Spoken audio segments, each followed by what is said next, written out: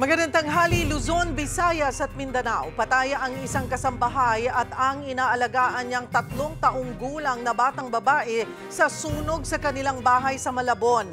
Habang sa Quezon City, arestado ang isang lalaking nagnakaw ng motorsiklo matapos niyang iwan sa crime scene ang mismong pagmamay-ari niyang motor. Magbabalita si Hannibal Talete.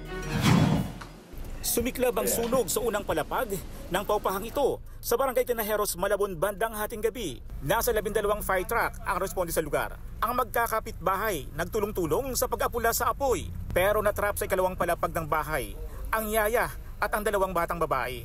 Nailigtas ang 6 taong gulang na batang babae sa terrace sa ikalawang palapag. Nagtamo siya ng mga paso sa katawan. Yung isang bata nakakasigaw pa kanina pero naibaba dito sa bendang labas. Ang yaya at 3 taong gulang na bata naman natagpo ang walang malay. Nandun sa kutsyon nila sa sahig, tapos yung bata nakahiga.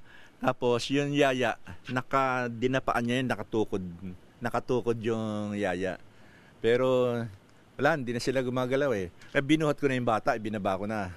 Nakatalokbong ako ng makapal na blanket, pero mainit pa rin. Isinugod ang 3 biktima sa mga ospital, pero nang lumaon, nasawi rin ang kasambahay at ang 3 taong gulang na bata.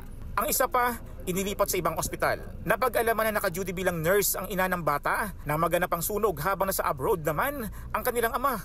Patuloy na iniimbestigahan ng BFP ang sanhi ng sunog.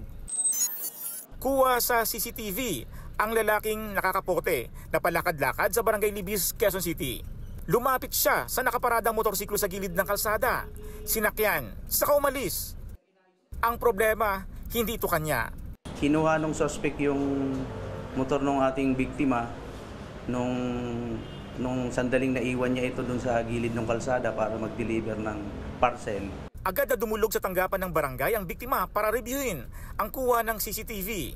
Dito na napag-alaman na naiwan pa ng suspect ang isa pang motorsiklo.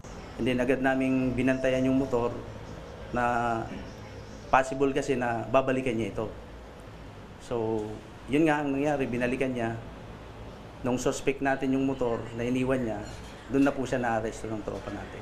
Nadiskubre ng mga pulis na ang mga ninakaw ng motorsiklo ay dinadala sa Antipolo Rizal. Tinatanggalan ito ng plaka at ibang markings.